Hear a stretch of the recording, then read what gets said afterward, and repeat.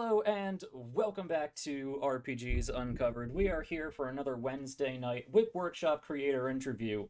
If you've been following the channel for, well, forever, since our very beginning, you may see a familiar face here. I am so excited to welcome back Trever Archuleta and to be on the same camera, the same show as Noble, co-author of Veil of the Void, because I believe when I was on your show, Trevor, I was on because she wasn't, right?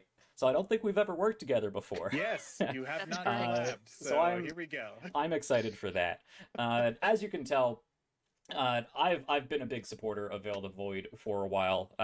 Me and Trevor go back all the time about the game, so I am super enthusiastic about this one. Not to downplay any of the other games that I've had on WIP Workshop, but I am so excited to be looking at this game again. So for anybody just joining us who hasn't been following along for the last 2 years, I can't believe I've been doing this for almost that long. 2 years? Almost. Though I think the 2 year mark, I started with the D and the other D game, and then decided there was too many of that. But yes, WIP Workshop, what you are watching today is a series dedicated to showing you the new games that are currently being produced and crowdfunded and promoted and released. There are constantly so many amazing indie TTRPG titles that are being worked on and crowdfunded and released all the time. Too many for any one channel to look at, so I have to pick and choose. But I like to showcase the ones that I find super interesting and help support smaller time creators being able to build their passion projects, because you can really see the enthusiasm in indie games. I love them, and I love talking to creators. So let's actually jump into that without any further announcements. So let's officially welcome these two amazing people onto the channel. Let's start off with the familiar face here, Trever Archuleta. Thank you for joining us again. Well, you are both co-authors of Veil the Void. Yes. I have the book here you sent me with the lovely message inside of it. So thank you very much for joining me once more, and I can't wait to talk about Yggdrasil. Yeah, say hello and give us a little pitch about who you are, where you are, what you're doing. Well, hello, Jack. Thank you so much for having me back. As I said, you're one of my absolute favorites to talk to previously before this, and you do such an amazing job bringing spotlights to smaller tabletop games and to bring about the indie community, which is something very, very much needed. But yes, like Jack said, my name's Trevor. I am the author of Veil of the Void Reforged. Yeah, I'm super excited to be here with alongside my co-author, and well, she's also the author of Yggdrasil, so it's fun. We're both author and co-author now. So yeah, the roles have been a little bit reversed here, right? yeah, it's great, because I know in the original book it lists Noble here as co-author specifically of the class descriptions, all the little flavor text you have going on. Oh yeah, yeah, they're so good too. Yeah, they are so good. They're so good. You get such a lens into what characters you can create with the game with those little stories. So with that said, Noble, thank you for joining us, and I'm really excited to take a look at this project that you are spearheading. Yeah, I'm super excited to talk about it. Yeah. All right. Yeah. Okay, so let's jump into talking about this game. Now, this is going to run kind of a little different from how I usually structure things, because we're usually talking about brand new games, and we're talking about an expansion here of a game I've pretty much already covered. So I will, if I can, shamelessly plug what I've already done before. If you want to learn more about the base game Veil of the Void Reforged, you can go back to Season 1 of RPGs Uncovered like a year and a half ago. It was an amazing little show. We put together some tutorials. There's a bunch of written guides that are free on our Ko-Fi if you want to check those out. That will help you get started with the game. There's a whole learn in the game feature that walks through the entire rule system, rules, tools, and themes of the game, and a super fun demo play mini-series that I just had a blast with. I say that for all of them, but that one really resonates with me because that's a story I wanted to tell for so long, and I was waiting for the right system, and I found it with Veil It of was Void. so good. Yeah, too. it was Fun. great. It was. So enough of my own nerd gushing. Let's talk a little bit about. Let's first make some context with Reforged, so we know exactly what we're talking about for anybody just jumping in on this expansion. So let's talk a little bit about Veil of the Void Reforged, and it is Reforged because this is kind of a revised, polished version of your original. Yes. Yeah. We kickstarted the Reforged to basically help bring it back up now that I had better experience, and Noble was able to help me with some more editing, and I was able to take the sales from the first one and improve, and I actually finally got feedback from the first one, so I was able to fully redo it and remake it. So I took all of my experience, all of Noble's help, all of the community's feedback in particular. I really listened hard to the community to make something even better. To the point where I even went down to the nitty gritty details of accessibility and finding the right fonts so that people with dyslexia can read it, and which I very all much that good stuff. appreciate. Yes, because too. that's something I suffer with. So it is a very easy book to read. It's a very easy book to navigate, especially as PDF with the table of contents, and you can just click on where you need to go. Super easy rule book to use, both physical and digital. Good. But let's talk a little bit about the base game. Obviously, this is sci-fantasy. It has a little bit of space sci-fi in there with spaceships and giant void worms and planets that you can go to and all kinds of technology. I adore this poster you sent me. That's right. You were one of the few that have the posters. Yep. And then it also has the fantasy element in there, where you have these almost like technological fantasy casters that can shoot out different nature magics and elemental magics, all kinds of different planes that you can jump between across the veil. So give you're going to be better at talking about this than I will. Give the elevator pitch for the base game. Yeah. So the quick little pitch to let everybody know what it is. So, like you said, Veil of the Void is the storyteller, sci-fi, fantasy, tabletop role-playing game that's truly focused on character freedom and character progression, as well as putting narrative at the forefront of everything that it does, both in and out of combat. And so, it's fully just dedicated to helping groups tell their story together and really feel like they're able to create the character of their dream, the setting of their dream, like you were saying earlier. Exactly. It's very, while it's set within our universe and our ideologies, like it can be fully twisted to fit whatever you think of, which, cutting into Yggdrasil, that's a perfect example, because Noble took her ideas, her amazing, astounding ideas she has, and forged a new one using it. So everything in this game is built for homebrewing, storytelling, and character creation and freedom.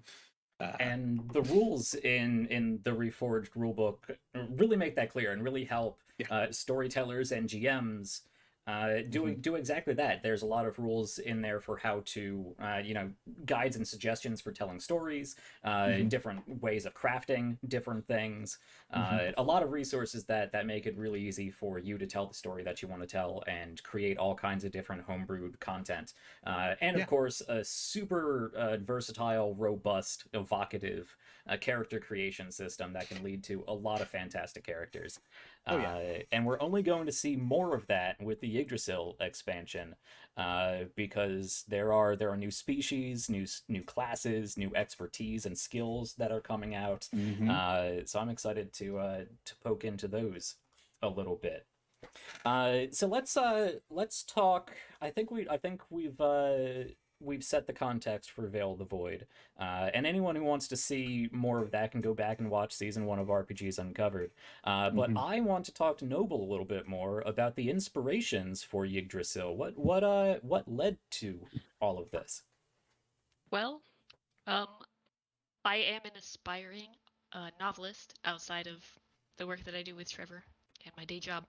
And one of my first attempts at writing something that would be consumable by the outside world, and not just, myself, was something that was more Norse inspired.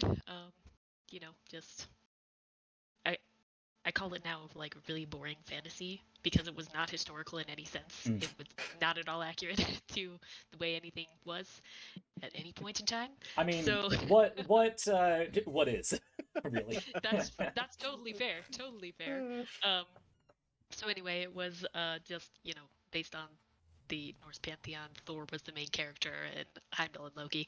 And so I've kind of shelved that since for a long time, but I guess I got bored in the middle of COVID, and I was looking at a great guide that Trevor put into the back of the Reforged for building all your own stuff, and I was like, I'll test this out.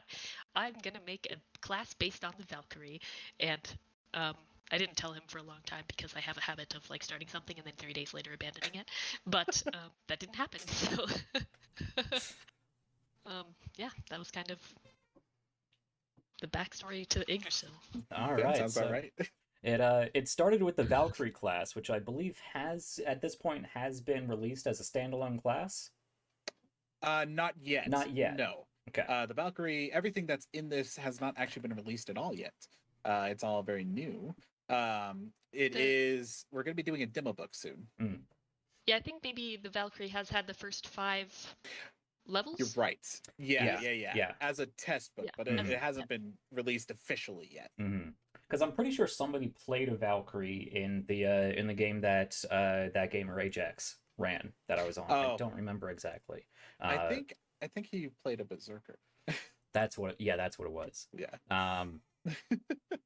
But yes. Regardless, a lot of fantastic classes that have already been released and sort of sneak peeked since the original classes in the core book. And now we're getting even more. We're getting the refined versions of that. So it started with the Valkyrie class, and then exploded into all of this I see, and this is what I've been told, a third or less of what you have put together.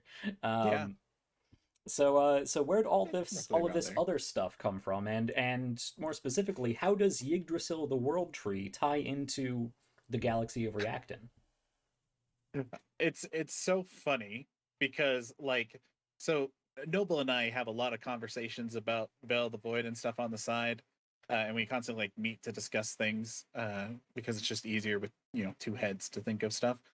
And as she was coming up with Yggdrasil, I remember we were talking about the mother tree in Reforged and how that works perfectly alongside Yggdrasil, and how like the mother tree is like connected to all the multiple realms. And I'm like, I didn't even think about that when I created it. And we're like, okay, let's do it then. So like half the stuff comes up when we're just hanging out together talking about stuff. In some ways, I feel like I didn't even come up with about half of it. It was just already there.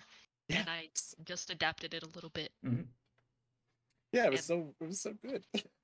So is that something you want to spoil? How does the World Tree and the Mother Tree, are they the same thing? Do they know each other? Do they hang out on the weekends? They are the same thing. They are the same thing. All right. One and the same. Yep. No, that's super interesting. And as you said, the Mother Tree, the World Tree connects to all of these other places, and it's interesting how if you go to another place, you go to where all of this Yggdrasil stuff is coming from, and they're like, Mother Tree, I don't know about that. This is Yggdrasil. Yeah. And we're gonna expand more upon the root citadel, which is mentioned a little bit in the core rulebook. Like but a paragraph. There's 2 paragraphs I think about it, just to kind of mention it as passing by, because I didn't want to. There's a lot of stuff in the core rulebook that I didn't want to just bog down the system with. I wanted something everybody could use and they could create their own stuff with, but not overwhelm them with everything all at once. So there's a lot of passing by mentions of things, but not a lot of in-depth stuff. So the root citadel works perfectly with a lot of stuff we've had too. So there's a lot of stuff. Like I said, when Noble and I start talking, we create more work for ourselves, but some great stuff. Need to stop.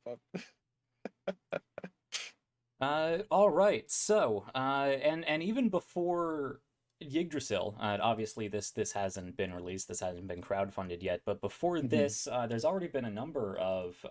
Well, I say a number because you're constantly throwing PDFs at me, which I adore, and thank you very much for. But there's also the Shipyard book. Yes.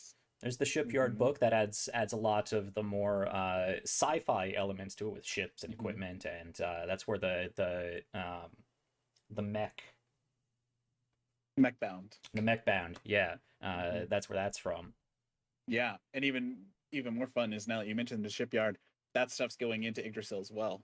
Oh, but excellent. We're going to be diving deeper into it because if you're going to have space Vikings, you need to have ships, like detailed space combat and stuff too. So, like, I took basically all that and I was like, this works perfect with Noble's idea. All right, let's put this in here now. I can't wait to see what you may have come up with to equate Viking longships in space. Well, Noble, didn't you? What are some of the ships that you made already? Because there's the one I know of. Yeah, I don't have. I should have been more prepared. I don't have it with me, but yeah, there is that famous Norse mythology ship that like folds up into a napkin or whatever. Skidblanir, I think it is. Yeah, Skidblanir, maybe something like that. Something like that. Yeah, and then Thor's chariot, stuff like that. Yep. I mean, who doesn't want a starship that you can fold into the size of a hanky and just put into your pocket? Yeah, that. So yeah, we got a lot of fun space content coming for people that are like craving that space stuff. Again, I didn't want to bog down interstellar combat by giving you like 50 pages in the core rulebook. So, basically a lot of the stuff that I've wanted to include in Reforged but didn't because it would bog down is like perfect for an expansion. And then it also works alongside all of Noble's creations. So it clicks. It's great. Yeah, excellent. Yeah, like I said, you keep throwing new content at me, and I love all of it. I'm constantly coming up with characters and story ideas that hopefully one day I will be able to play and tell. So let's specifically talk setting of Yggdrasil. Now I know on Base Veil of the Void, there's the Galaxy of Reactin. There's a few core planets that have like the home planets for all the different species. A few other key locations. You have all the different planes that you go into for a few paragraphs. Like you said, you keep it small, but it's very evocative. It's it's very easy for somebody to latch on and say, "What is this Unchained one?" Well, it doesn't say, but man, I can create something out of that. What is Yggdrasil going to follow the same line as that? Are you introducing a whole new map somewhere? Expansion map. As such, a lot of it does. We're more expanding on what we already have for the most part. Most of it takes place in Adareth. Yes. My mind blanked on it for a second. It's all right. There's a lot of realms. There's a ton. And then the Chaos Realm, and then of course the Central Realm, where most of the people are all located. And just kind of expanding on it a little bit more. I'm definitely more wordy than Trevor is, which is perfect. Less on the evocative side of description and more like this is what it is. All right. Yeah, which is great. We need stuff like that as well. And even more fun is, like she said, we're also adding domains, which are expanding on what we have. As to go off of what Noble says, domains are now like small, like almost like planetary sized things within each realm itself. So like a different realm within a realm, and they're all based, like several of them are based off of the 9 realms from Norse like Norse lore and stuff like that too. Some really cool, like we have some ancestral paths coming out that kind of use like Nidavellir and stuff like that, and just really cool stuff that Noble's made that works so well with the new domain system. And it's going to be like, I kind of want to work with Noble. I don't think I've mentioned that yet, but to like make a realm map together that we can get edited, so that people can kind of see, laid out like that. Plus, I mean, if you're doing something Norse, having a good realm map is Yeah.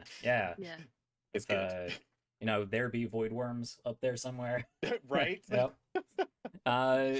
Yeah, okay, so you're introducing all of these new species, all of these new classes, and of course these domains and the whole Norse inspired feel of it. How is that being crashed into the galaxy as we know it? I know there's not really a story built into Reforged, is there, in Yggdrasil? Well, kind of.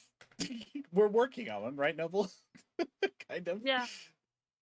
I would probably say there is a story that kind of goes through all of the species and classes to a lesser extent.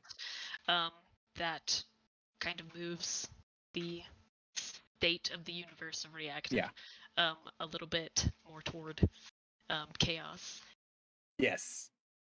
So there is that, and there are like Trevor was mentioning, I forget what you keep calling them, like the rune domains? stories. Oh, the rune stories, Yeah, and that is probably as close as a overarching story for the entire thing would get to, because the godlings very Norse inspired, very into like their weapons and whatnot. So yeah, I can say with the introduction of the godlings, we're going to see a lot of chaos in this universe, which is actually perfect. Yeah, I was reading through again a lot of great little micro stories that you put in here along with the descriptions and the various things that they can do with the different races, and going through godlings, as you mentioned, the Ocheka, the bug people. Chaos has come up a number of times, so that seems to be one of the core tenets of Yggdrasil. This fight against chaos. I think chaos is like it's not evil. It's definitely inconvenient for sure. Yes. It's just a fact of nature. It is. Yeah. And too much of it is not the way things are intended to be. But the godlings kind of use it as their source of power for some of the things that they do. Yeah. So you've brought up godlings a couple times now. They're one of the new races, and when I first saw godlings, I'm like, okay, there's the D&D ASMR, and we got the Ocheka. They're the D&D Tief. No, that's really not right. So these godlings, do you want to give us a little sneak peek, because they're kind of the poster child of Yggdrasil. So tell us a little bit more about these godlings. They're the central race, probably. They're based on the standard, the Pantheon standard Norse guys. I think they're the Aesir. Big beefy guys, blonde hair, big beards. Just absolutely enormous. But the godlings in Veil of the Void universe are kind of based on the template of the Elan, which are big beefy elf people. And they were unfortunately they were made to help with the first battle against evil itself early on in the Reforged story. And unfortunately, the Primes just forgot to put an off switch on their desire for war.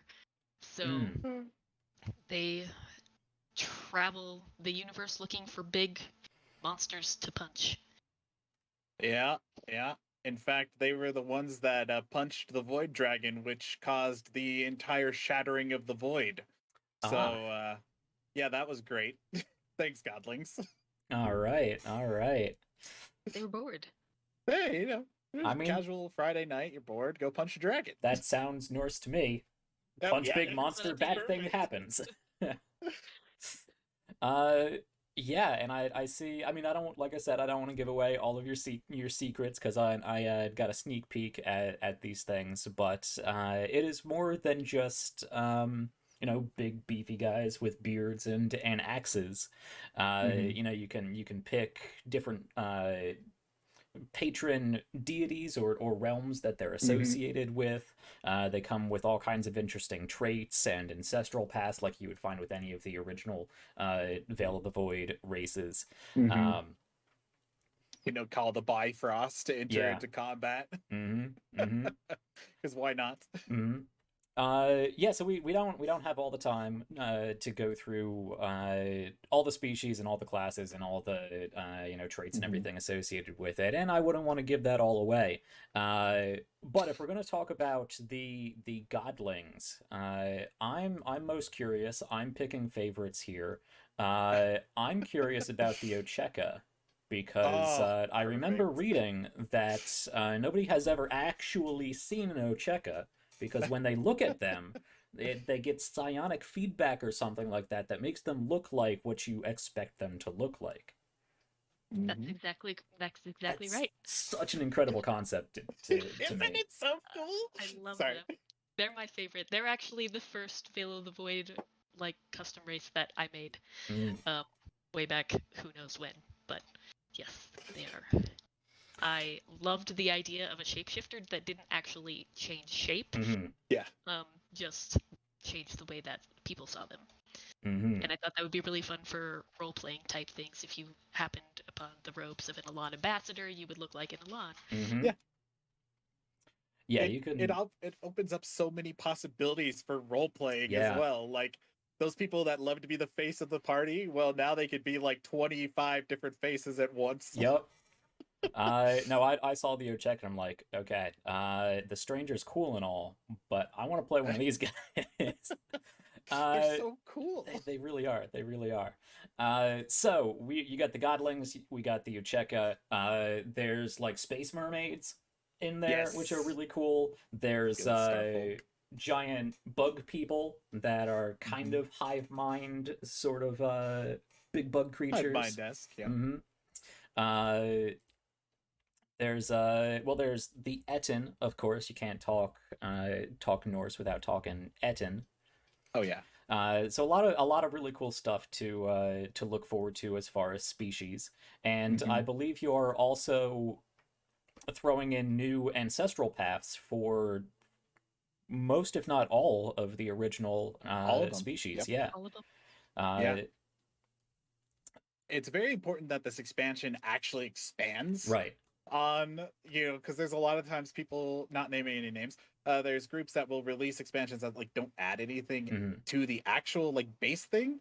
They're just completely new games with the same title slapped on. Yeah.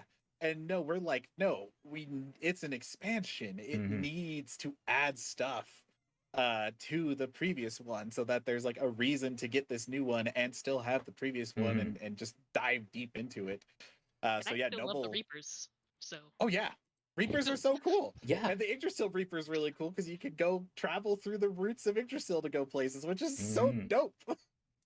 That does, however, inspire a question I want to ask, and there's no wrong answer. Will Yggdrasil be a book that you can buy standalone and play Veil of the Void, or do you still need the base core rulebook? Is this an expansion after all, as you said? So it is an expansion. You do need Veil of the Void, but it can be played just using the demo book, since all the core rules are in the demo book. However, if you want the full-fledged experience with Yggdrasil, you're going to want to buy the Reforged as well. Just because a lot of the stuff that's referenced in here references to some of the stuff that you get only with the actual Reforged book. Plus, they're going to be perfect together. It's going to be one of those things that if you get Yggdrasil, you're going to want Reforged. You don't necessarily need it because you can play it with just the demo book and the base rules, but you're going to want it because it just opens up so much more possibility, and it'll help connect a lot of the storytelling stuff together. And like we said, it's an expansion. We're adding a lot of stuff that encourages you to still use the Reforged classes and species and stuff like that, because Noble and I have talked about this before. It's important that the new stuff doesn't depreciate or undervalue the old stuff. Right. So we've worked really hard together to make sure that you're still going to want to play the old stuff. For instance, I'm playing a Godling in our Tuesday campaign, but I'm using the naturalist class because they work so well together. Yeah, I can imagine. Yeah. Yeah, you can see that, or I can see that with the sneak preview I got. With as we said, the ancestral paths that are in there, and I do see combos, class combos. Ah, yes, the things again that we talk about while eating pizza, and then all of a sudden we're like, how about we add like 400 class abilities to our list now that we have to Right. But we just have an extra 25 to 50 pages. How about if we just add that? Yeah, how about we just add it? Just But like we were saying, like that inspires you to go back and use Mhm. Reforged, because not only are we having all the Reforged classes working together with their combo abilities, which allow you, if you share a backstory with someone, you get to start with these immediately, and you and your player in game get to tell a story, and you know, you work alongside somebody to do a really cool ability like once per long rest or something like that. But not only are we doing where every class from the original one, the 10 classes all have unique stuff together with each other, we're also including all the Yggdrasil classes mixing with the Reforged as well. So again, there's going to be so many options to encourage you to play both books. And you know, with the Kickstarter coming up too, it's the perfect time because we're going to have a bundle that includes both of them in there. I was going to ask about that next. Perfect. Excellent. So you do plan on bundling these two books together, so people new to the game can pick up both at the same time. Excellent. Yep, we do, and you're going to get both PDFs and all the physical rewards. And then we also have it set instead of a group bundle. Now we have a discounted add-on for each book, so that you can add as many as you'd like. So there's no limit, or you know, there's no odd like, oh, we only get 3, but there's 4 of us. So now you can just add as many books as you want. Very nice. At a discounted price, so that each person can play, and you can all, you know, bundle together and buy it. Very nice. Very nice.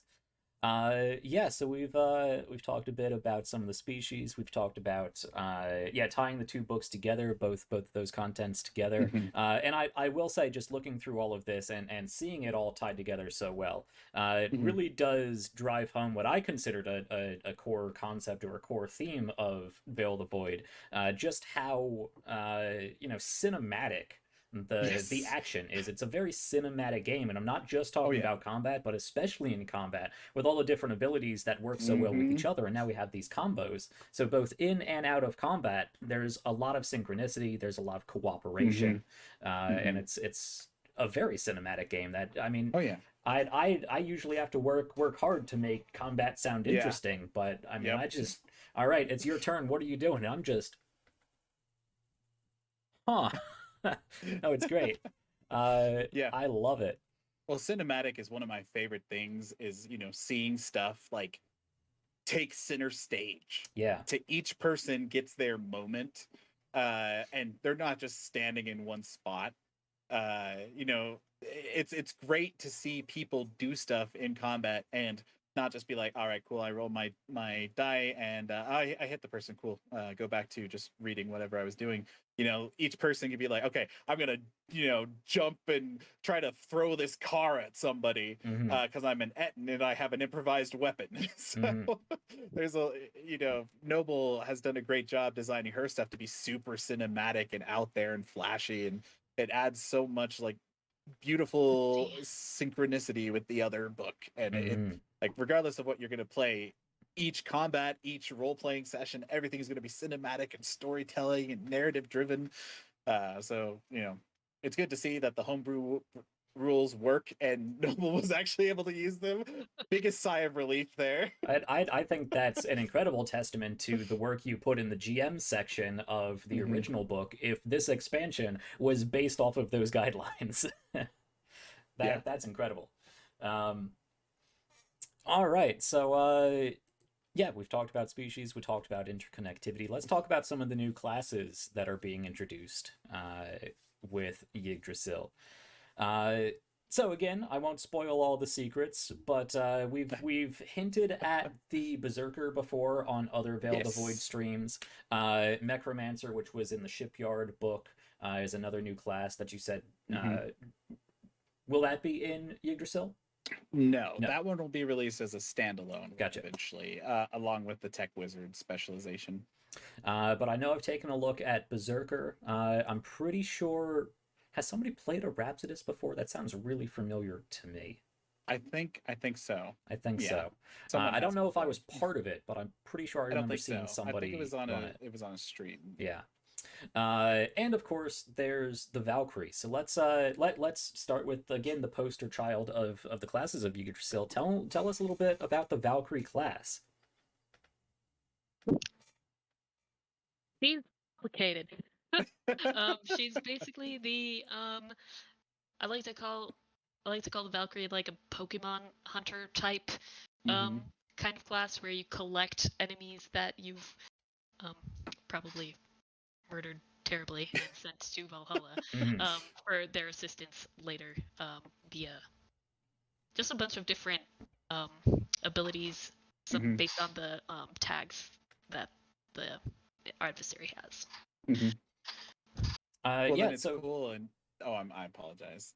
oh no, I was just gonna say like the Valkyries, at least in some extent, they're shepherding souls from Yeah. this realm to somewhere else. So in this instance, in Veil of the Void, you kill an enemy, you shepherd their soul straight into your pocket, so you can throw them out as tools, allies. Is that the general gist of it? Um, More probably along the lines of tools. They'll give you extra pips to add to your Mm-hmm. dice or Mhm. damage. Other things Other along lots of fun those stuff. lines. Yeah. Right.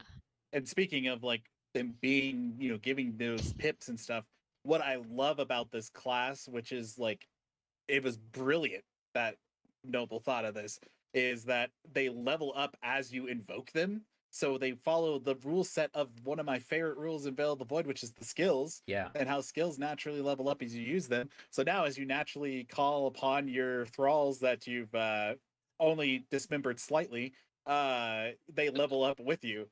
And Mm-hmm. so it's such a cool, like, it gives you reason to summon each one of them, and then it rewards you for summoning them, which is my Yeah. favorite thing in this game. Is you actually get rewarded when you do stuff. Right. And so when I read that about the Valkyrie, I was like, that's brilliant. Oh, I would agree. Yeah, I'm just seeing that here with the honor level system. Yeah, It does Uh, make it a little more complex. Like mhm. it there's a does. lot to Yeah, keep track there's of. and we do note that at the beginning of the class that it's like this is more of an advanced class for Mhm. people that don't mind tracking stuff. But I am working on an Yggdrasil character sheet as well that will be purely have a Nice. page purely dedicated for Valkyrie tracking, Very to help nice. out with that as well. Very nice. Yeah, that's another thing I really love about Veil of the Void as a whole is it's a game that you really can customize to your level of crunch and complexity.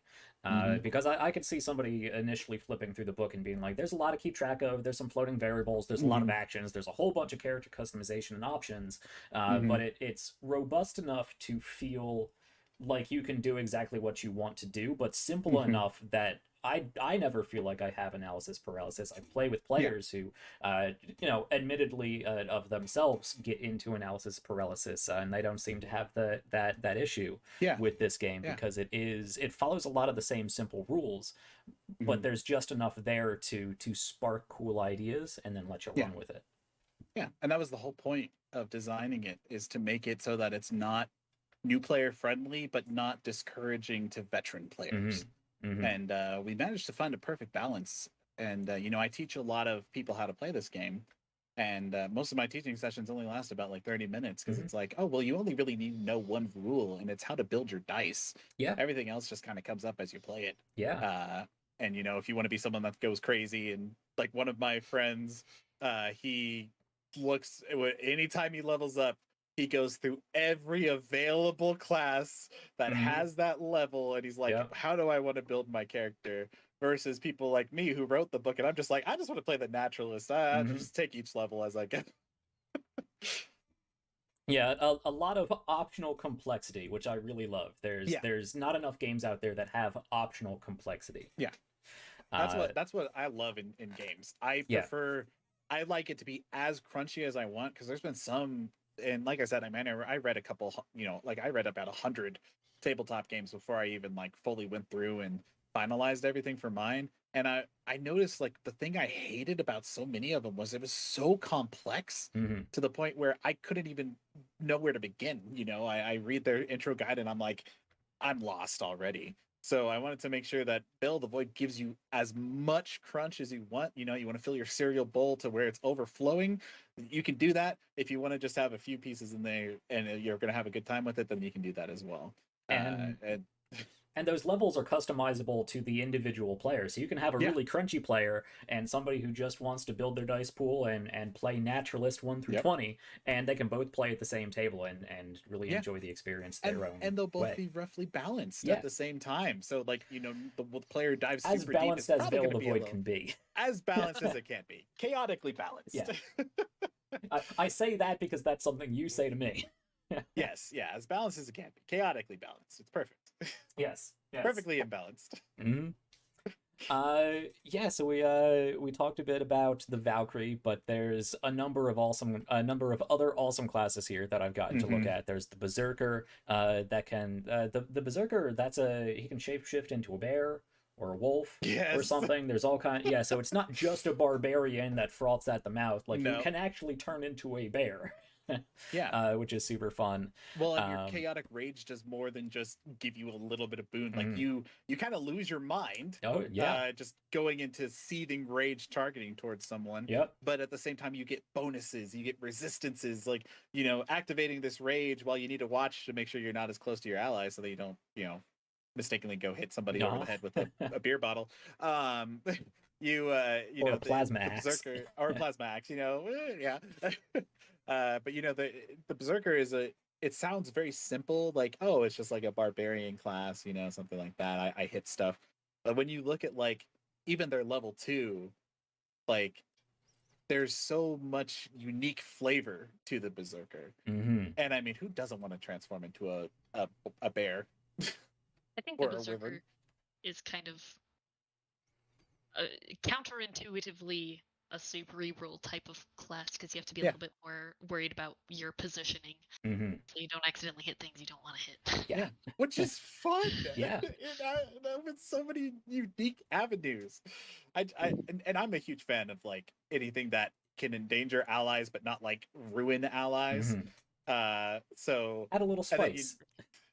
Yeah, a little spice of life. You know, you actually have to think about what you're gonna do or not, and just go full into the I'm a mindless raging lunatic role. So it's perfect. It's very fun. Yeah, and continuing the theme, we have Spirit Callers. Oh, it's one of my favorites. I love that class so much. They're my special children. They're a lot of people's favorite because they're like the like actual summoners. Yeah, they're what people want. And you know, like Zach was scheduled for launch. He was talking about, he's like, I love this class because it's finally a summoner. And you know, that's what it is. You literally summon these units to assist you from level 1, calling ancestral spirits to give you bonuses, you know, summoning giant, you know, wyvern creatures to assist you in battle, or summoning Ichthir the deer to like calm down the flow of chaos and to slow down stuff. So it's like it fully dives into like the, you know, Final Fantasy type summoner class. And of course I love it, especially one of the specializations that lets you turn into a living weapon that your allies can wield you. I love that one. It's so good. So cool. A lot of great stuff. Oh, I just want to transform into a great blade. Here, buddy, hold me. So that I can go kill people. It brings a new meaning to hitting somebody with your halfling friend. Oh, exactly. Yeah.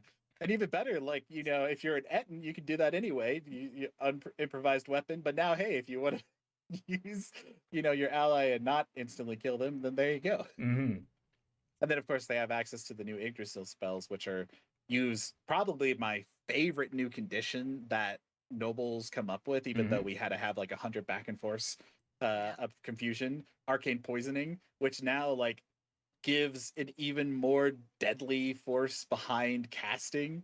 And so like Yggdrasil stuff, you get to summon like Nidhogg's Scythe to attack things, and you know, it's very powerful, potent magic, but you know, cast too much of it and you might start getting some poisoning as, you know, Yggdrasil's roots, which are flooded with realmic energy, start to flood back on you. Mm-hmm. So I love the Spirit Caller.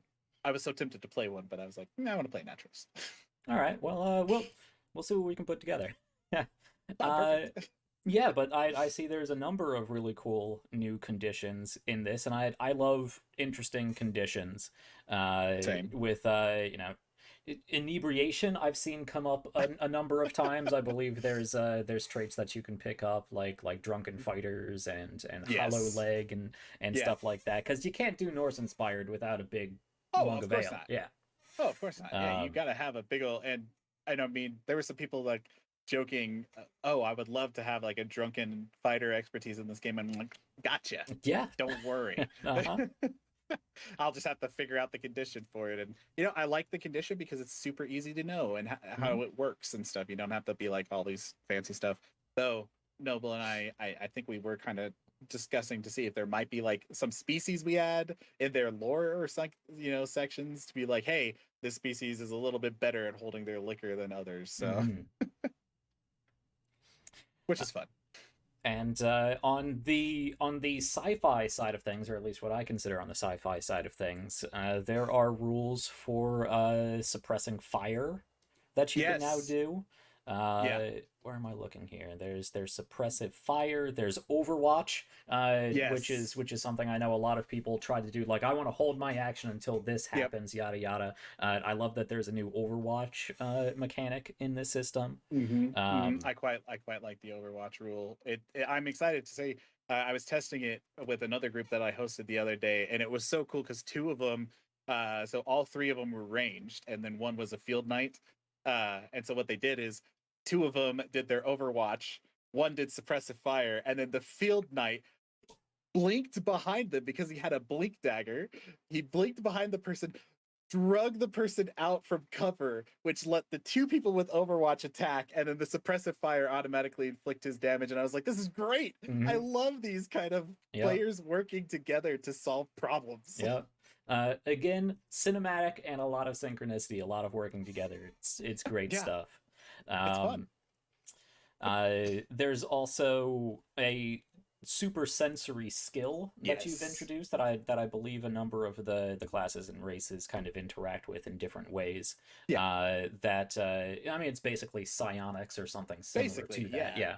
And I've always wanted. I had the expertise super sensory in the core rulebook, but the reason I didn't add the skill, and there was actually like a full reason I did it outside of like, oh, I have too many skills now, was in the lore in the first game, the Void Dragon isn't awake yet. The great primordial Void Dragon. But now the Godlings have woken it up again. And super sensory, just this wave of chaotic, like, mind, to the point where even some of the mages, some of the big, like, powerful mages in the universe have gone crazy. Because so how's Ara this, like, doing? huge impact. Oh, Ara's fine. Ara's fine. She's always in a state of insanity anyway, so it's okay. All right, excellent. Leading the charge. Yeah, exactly. But so super sensory, if you want to go like full into, like mental abilities, telekinesis or stuff like that, like this gives you that avenue. And it also makes you better and more resistant against magical spells too, which I'm working on an Inquisitor class right now, which is going to be in our second expansion, which is all about super sensory effects and hunting down the wild mages and stuff like that. So nice. That's the first thing I thought of when I read super sensory. Yep. Oh yeah. Excellent. Excellent. We have plans upon plans. I know. And I am excited to hear more about all of them as they come up. And of course there are a ton of new expertise that you've added here. Expertise being very similar to like feats in the D or the other D that some people play. But I think that more or less covers the basics of what you've shown me of Yggdrasil. Is there any other things hidden under the rug right now that you want to throw out as part of Yggdrasil? Well, I have something, but Noble, did you have anything else like fun that you're working on in the background to add? No, I mean, I'm mostly working on a lot of really huge, horrifying monsters. Oh yeah, that's true. Worthy of being fought by armies of giant Norse people. Do you have a Oh favorite yeah. that you want to show off? I do really like the Jormungand type space worms that are basically just the same thing as the void worms that were in the core rulebook, but they eat planets. It's so cool. And I just have a fun time imagining that, like, cinematically. You could have Oh, a yeah. party on a planet and completely unrelated to anything they're doing, there's suddenly a giant worm just eating the planet. Yeah. In the campaign she ran for my group on Sundays, we opened up with a giant space worm, just teeth in the sky, about to eat our planet. So can confirm, absolutely horrifying. Love it. Don't want to see them again, but love them at the same time. Love it. They're great. I love also- giant space monsters. Right? And she's adding so many absolutely horrifying things that are going to destroy your parties. So it's perfect as a Alright. GM if you want to punish your cocky players Mhm. or reward your cocky players. Hey, with a there's true no fight. reason to add so many awesome species and classes and abilities if you don't also add in all kinds of awesome new monsters to kick their Oh, yeah. asses. Oh yeah. Oh yeah. Yeah. And like I was a bit more forgiving in the core rulebook, but with like Norse stuff is all about big terrifying things. So Noble is, from what I've seen with this stuff as I'm working on them, I'm just looking, okay, yeah, that'll probably kill people. This is great. Let's approved, mark, stamp, peel. All right, excellent. I also love her nightmare monsters, which like work their way into your dreams, so you can fight in like the dream plane together. I and saw a hint of that. Yeah, so cool that you nice. can hunt these things. And but the thing I'm excited about, outside of just everything, is I've been diving like insanely deep into crafting, runic enchantment, and potion building, to the point where I think it's like 20 pages now of just rules on how to create, how to basically play Monster Hunter in Veil of the Void, Nice. where every single monster has an item that drops. There's also going to be a value for that item, so that you as a GM, because I've always had this issue as a GM. I don't want to just be like, well, the monster drops credits for you out of nowhere.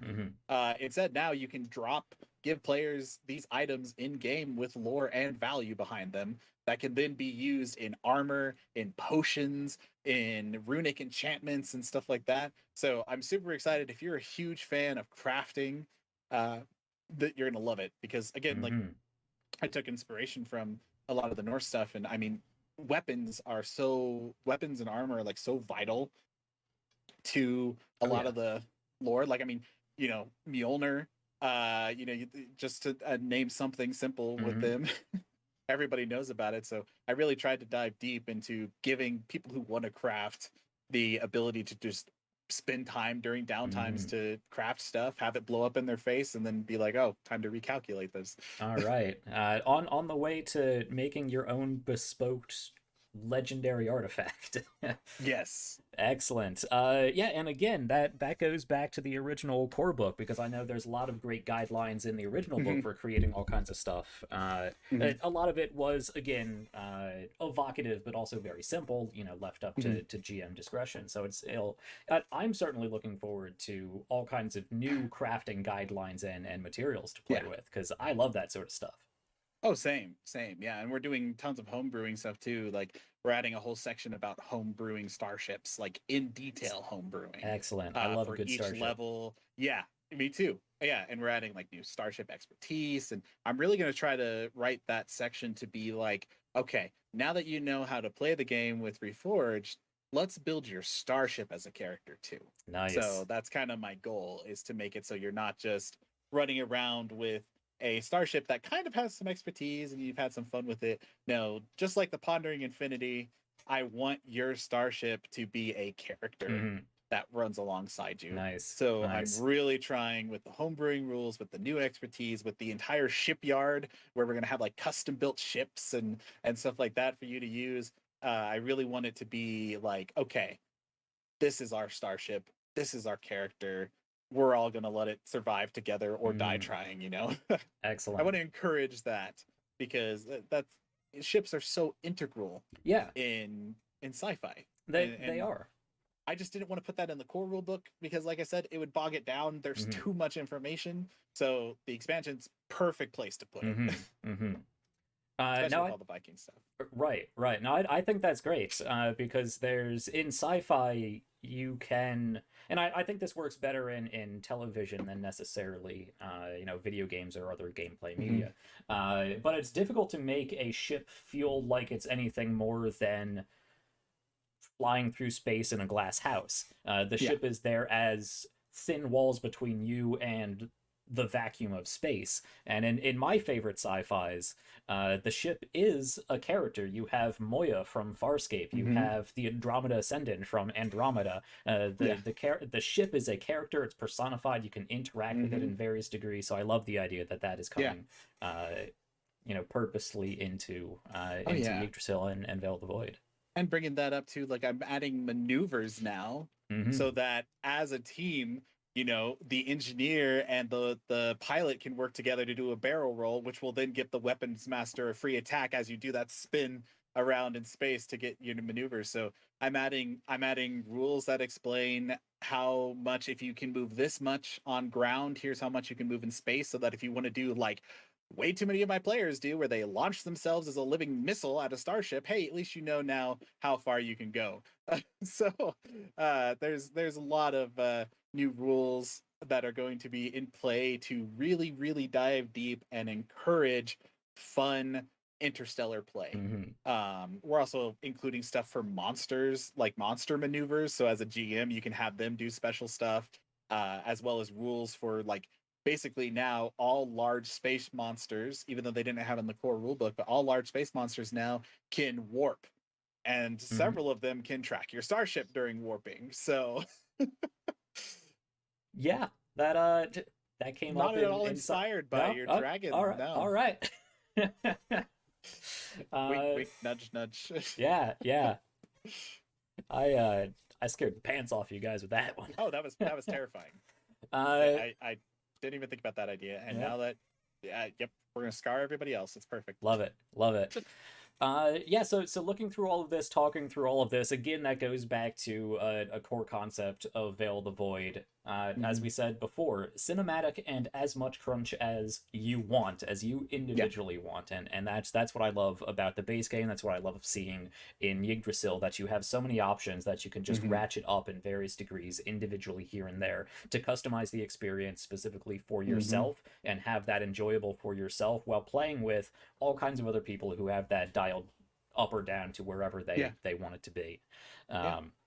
And of course, it follows our company motto, which is "This is going to be fun." Yeah. And every last thing inside of here, as I go through and edit and balance stuff, I'm like, man, this is fun. So, as you know, I could sit here for the next 3 hours and gush about all this stuff, but I'm not going to take up everybody's time like that.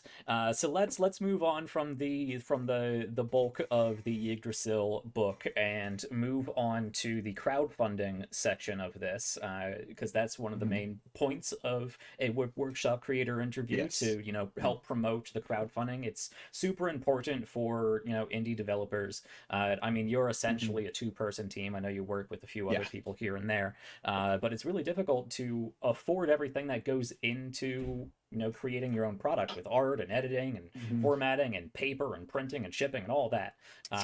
So let's I know but I did not know until I talked to a whole bunch of other people about the process.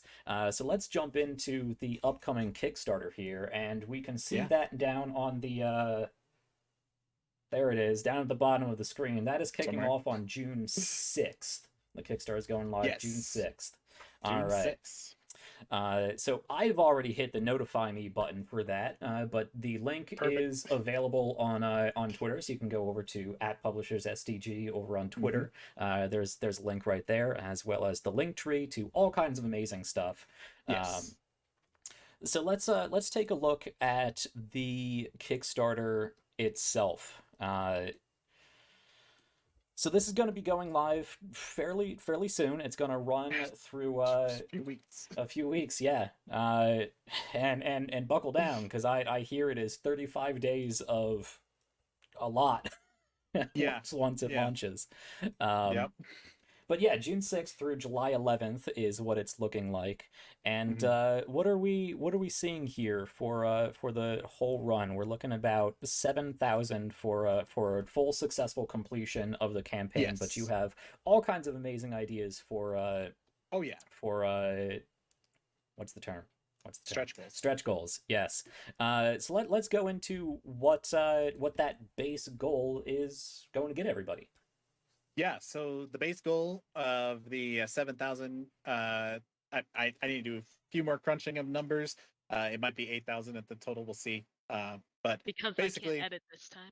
yeah, I mean, you Can't wrote edit it, your own so stuff. It doesn't work. I we've know done what I our meant. best together. Exactly. I can't tell you how many times we've had conversations of, you know what you mean, but I know.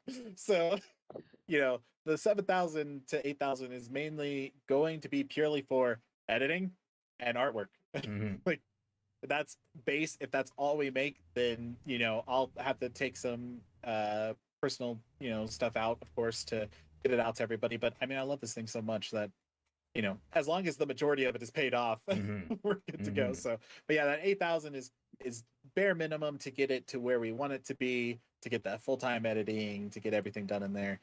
So it's basically to get a completed book. Mm-hmm. Anything above that is just going to make the book bigger and better, more artwork that we can afford, more basically just more. The more money we get, the more and the better and more amazing it gets. So, and then of course we have some really fun stretch goals, Mm-hmm. depending on the level we get, both as add-ons that come through, if you want to get even more fun stuff, and it's just like digital and physical rewards. I'm even going to be doing some tokens if we get to a high enough level, so that you can have little printed out classes and stuff that you can use in your game, to play. And then I'm gonna do a token add-on where, as a GM or any other player, you can buy a set of tokens that'll have all the artwork in the game set as tokens, so that you can use every single class and every single character from the two combined together. Very So nice, very nice. yeah. And yeah, don't downplay it. It's just the book, because just Yeah. the book of the base game is a Yes. work of art of itself, let alone the contents inside. So much Mhm. beautiful artwork. I'm assuming you're going like full-sized hardcover with Oh, Yggdrasil of as well. course. Oh Yeah, yeah, same um, paper too, so you get beautiful that nice paper. like tome feel to it. Hmm. Oh, Uh, it's fantastic. Beautiful paper, easy to read. The colors pop. The Yep. artwork is incredible. It's a very sturdy book, easy to use book. I've flipped through this hundreds of times already. Hmm. Used it so much, and there's hardly any wear on it. So it's Oh it's yeah. excellent quality. Oh So yeah. it's not Well, you're just right. the I'm book. sorry. No, It's our pride and joy. That's what it is. yeah, yeah. That's what you'll be funding. No, I'll hype it up if you guys won't, Perfect. because this is one of my favorite. Like this is one of my favorites on the shelf. Oh yeah, and Uh, it's going to be the same quality. We're going with the same printer. I'm going to probably do like 100 different test prints until I get it to that finite, mhm. perfect color and look and everything else that I want to do. And of course, I'm even taking more steps now into organizing it even more, to the point where we're going to even have sub chapters now that have artwork pieces, so that you can figure out where you're at in the book even quicker. Sub tabs. I'm even going to take even more hints for dyslexic, the community, to try to make it even better. Same font though, so it's like still going to have that Mhm. nice crisp feel to it, easy to read. Everything's going to be good. So you're going to be getting a professional quality book, Mhm. Really just like is. the previous one. Yeah. All right. And not just the physical hardcover book, but there is, of course, the PDF package. Yes. And if that's anything like the PDF of the original and the sneak Yep. peek, like alpha stuff you've shown me, it's incredibly easy to navigate on the computer. Hmm. Oh yeah. Well, I go through and I custom put all the hyperlinks. I look at everything so that I can make bookmarks for you to follow through. If you can't tell, I love organization and I hate disorganized things in tabletop games, when all you need to do is find that one rule Hmm. and you can't figure out where it's at. At Hmm. least now you can just hyper click everything. So yeah, it'll be the same quality as the original PDF, where you can go through everything. There'll be page numbers whenever anything is referenced, or even referencing if there's a rule that's not in Yggdrasil and it uses Reforged. I'm going through and matching the page numbers to that, so that you know what exact page to flip through. so that you can go through the Reforged. And on Kickstarter, if you're one of the people that do the PDF package for $20, you get both PDF forges or both PDF copies. So that's $10 a PDF. That's the instead of the full original 20. book. Yep. And Yggdrasil, for $20, which is a steal, really, for the quality you're getting. Oh yeah, and then if you're backing for Yggdrasil itself, it's only 55 or it's only $60 for the hardback, and then you also get both PDFs as well. So again, you don't even need Reforged to play because you'll get the PDF with your purchase of Yggdrasil. Excellent. Yeah. So. Excellent. And of course, we also have custom dice on there too that you can buy if you're really looking for some Bill the Void dice. Yeah, I saw you show a few previews of those on Twitter a while back. Yeah, they're much better now. It took me a while, but perfect quality. I even did the saltwater test to see how well they roll.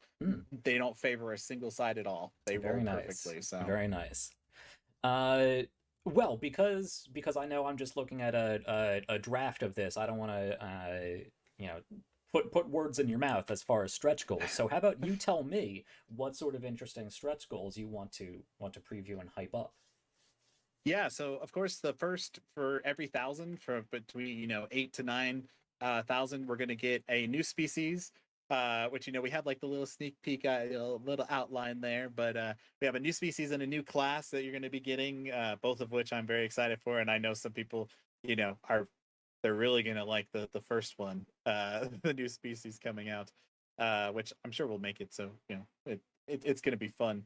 It looks like some little fuzzy thing. Oh yeah, there's if you look at it long and hard enough, you can probably figure out what it is. All right. And I know people are gonna love it. Just got it. Little fuzzy thing. Oh man. Yeah, you look long enough, you'll figure it out. Yep. And then of course the Yggdrasil themed dice. So if you want the cool, we're doing some black and gold colored dice with the Yggdrasil logos on there. So if you want some really nice dice to roll with your themed stuff, we're going to add that. We're going to be bringing back the spell decks for purchase, but this time instead of just Reforged, it's going to be a full combination where it has Reforged and Yggdrasil spells. So again, one set purchase price. You don't have to spend $200 on spells to have every spell in the game. You get every spell for, it'll probably be around like $45 or so, something like that. So I mean, you can pick up, if you really want to, if we get to that level, you can pick up the 2 PDFs, the Reforged book, the Yggdrasil book, the spell deck, and a set of dice for under $200. So it's going to be a great deal. And then of course, like I said earlier, the class tokens and extra token set alongside that as well will be accessed. And then of course we have other things in mind after that. We want to do a really cool full colored spell book that's like made like an old tome where you can get every spell and see so many of them put into pictures and all that good stuff. And there's a lot beyond that, but those are the few that we have so far. Excellent. Yes, as you said, and as I know, you have a lot of plans going forward. So I might ask you a little bit more about that later. But I think that that about wraps up the Kickstarter as a whole. So let's not jump the gun too much here, but talk a bit about fulfillment. When this gets fully funded, and you unlock inevitably some wonderful stretch goals, what is fulfillment going to look like? What's the downtime between campaign end to when books are in people's hands? Do you have a timeline? So right now, I have about a year and a half on there, just because I like to give myself a huge distance so that I don't have to constantly change a deadline. Right. It's much better to overestimate than underestimate. So I mean, we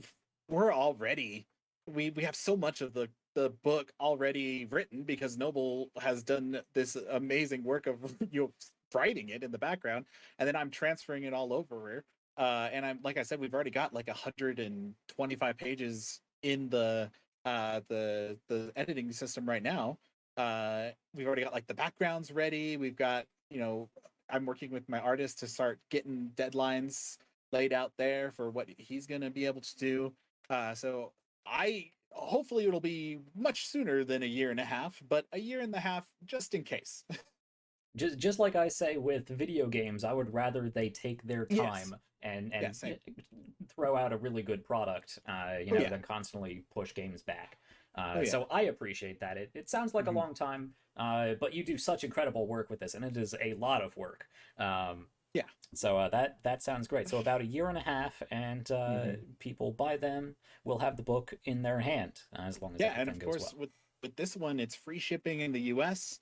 And even better, overseas, it's only going to be about $7 of shipping instead of the roughly about 45 that it was with our very first Kickstarter. Yeah. So I finagled a few ways with printers to figure out, Mm, shipping stuff overseas. So very I'm trying to nice. make it as I like to make stuff as affordable and as accessible to people as I possibly can. So this Kickstarter, I'm confident about it, and I'm Hmm. excited to share it with people. And I can't wait to get this book into everybody's hands, and the Mm. dice and the PDFs and all the fun stuff that comes along with it. So All right. Yes, and I am excited to be one of the people who gets all of that stuff in their hands. perfect. I can't wait. This sounds like an amazing project, and I will be supporting it as much as I can. And Well, thank you. hopefully, all of you guys on the other side of on the screen here are enjoying what you're seeing. Again, you can go back season 1 of RPGs Uncovered if you want to check that out. You can check out publisher SDG on Twitter. They have links to your own channel where you've run a previous Yes, AP of Veil of the Void, and yes, this is a great starting up segue. again next week. I was just going to segue Sorry. that to Noble to bring you back in Yes. coming up. Well, I'll let you explain as much as you want. What do you have coming up with Yggdrasil? Um, yeah, we are gonna be playing another game starting next Yes. Tuesday. Same crew, except I'm leading it and Trevor gets to play, which I'm um, excited. was been kind of sad. Like you made this thing because you were like, I want to play something like this, and then you barely get to Hmm. play it. So, Mhm. um, I hope to have a lot of monsters for you guys to meet, and maybe a little bit of mystery. We'll see how well that turns out. um, but yeah, mostly big monsters. That's what I want. Yeah, I mean, again, that sounds That's Norse what to I me. want. Yeah, does what it says on the tin, right? Yeah. Yeah. Uh, but a great crew of people over there on that chat, and that is twitch.tv/ it's just twitch.tv/Veil of the Void, right? It's Veil underscore of Veil, underscore yeah, the underscore. gotcha. Somebody had Veil of the Void. I don't know who, Wow. but there we go. I Yeah. might eventually change it to Publishers SDG just so it matches everything Hmm. else, but Hmm. for now, that's where you can get it.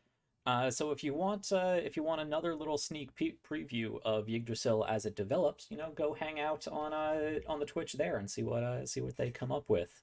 And let's wrap this up with a question I usually ask, and I'll let both of you go at this. What is next for Veil of the Void? If you want to project even further than this, what I usually hear from that question is nap time. I don't sleep. Sleep is that's something I don't get. Well, Noble and I have also already been working on the fairy tale expansion.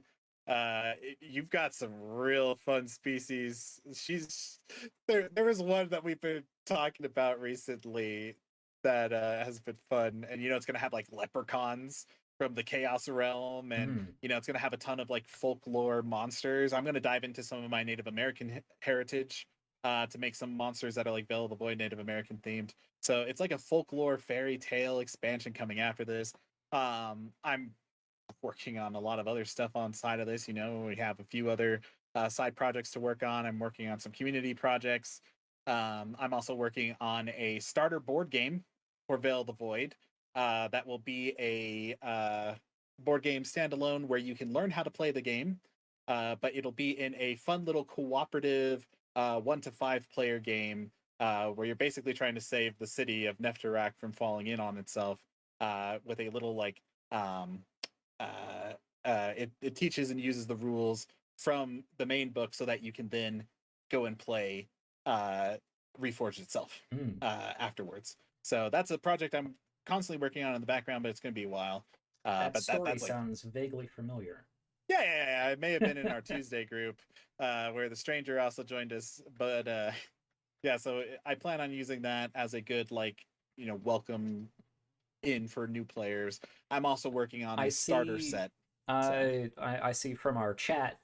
When do you have a projected? no, not at this moment. Yeah, That you is got a on lot on your my plate already. list. That is my list of stuff. I'm like, I just want to survive Yggdrasil Yeah. first, and once we get that, but no, for Coda who asked that, I am working on that in the background, but it's kind of like the side project, as Yggdrasil is my main focus, and working with Noble to get that done first, especially because, like, personally, I want to bring her, creation that she made to its, like, perfect point, as close as perfection as we can get. So that takes the majority of my focus right now. Well, I trust you to be able to do that. Yes. I may be all over the place, but I can focus, Yeah, thankfully. yeah. And again, Noble, you write such evocative, incredible stories that you've woven into the original core rulebook, and reading through what I've read through this, just looking through the mechanics side of things, that is, of course, what most of what I've seen is you see a story, you see an overall theme. There's a lot of interconnectivity. It all looks like amazing stuff. So, like I said, we could talk for another 3 hours, but we're already over our usual hour long. So let's wrap it up here. As you've been saying, as I've been suspecting all this time, Veil of the Void is a continually growing game universe experience. The core rulebook is amazing. There are a number of great actual plays out there, and different resources that you can look into. Not just my own. I know that gamer Ajax has spent a lot of time with Veil of the Void. So there's a lot of great resources out there if you want to jump into the game right now before Yggdrasil even comes out. You can go and pick up Veil of the Void on their website. Do I still have that? I don't know if I still have that as a Nightbot command. I don't. But that is, well, Trevor, how about you remind? It is sdgcreatives.com. All right. Or, of course, like I tell everybody, if you want the best organized way to find and navigate everything on the website, you can go to our link tree, which is /Veil of the Void. There you go. I take a lot of time to organize that link tree so that it has links for everything you need. It also has my contact email on there now. So if you want to start running your own actual play, or want to start working on something, I'm starting a new outreach thing where I'm doing a community created stuff where I help create your ideas, or I help take your ideas and put them onto PDF papers and make it look all official and backed by us. So I'm always looking for more people who want to do that. So I love my community a lot. He does. Yes. So always trying to be there for everybody. And we love you too. Aw, yeah, so that as we've been saying throughout this, a lot of great stuff to look forward to. Obviously, Yggdrasil and plenty of other stuff going forward. So go check it out. I implore you. It is a fantastic game. It's one of my favorites. It is what I broke into doing exactly this with RPGs Uncovered. It's what inspired me to talk with other indie TTRPG creators, seeing how enthusiastic about their own games that Trevor was. So you've been an inspiration to me, not just in the game, but just hanging out and talking with you. So I am very glad to have you back on the channel.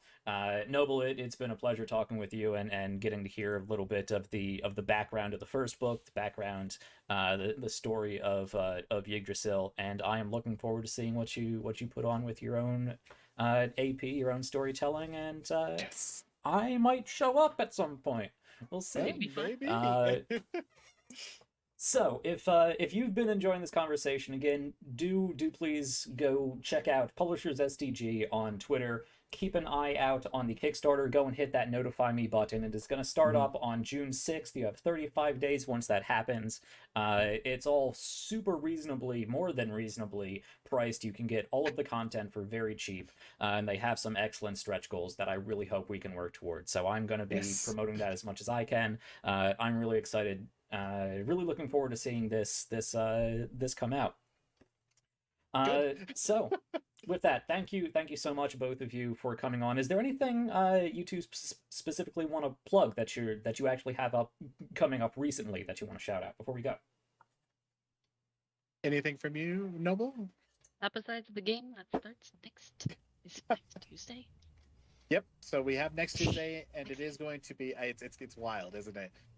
So next Tuesday is our session 0, and we're going to be going after that every 2 weeks, with a break every now and then, just so everybody can catch up with stuff. But so yeah, that's the biggest thing coming up, and even better, our first episode for Noble's campaign is going live the same day of the Kickstarter. So Excellent. We're going to be hyping it up. I also have some planned giveaways soon for some fun posters from both Yggdrasil's art as well as the original one.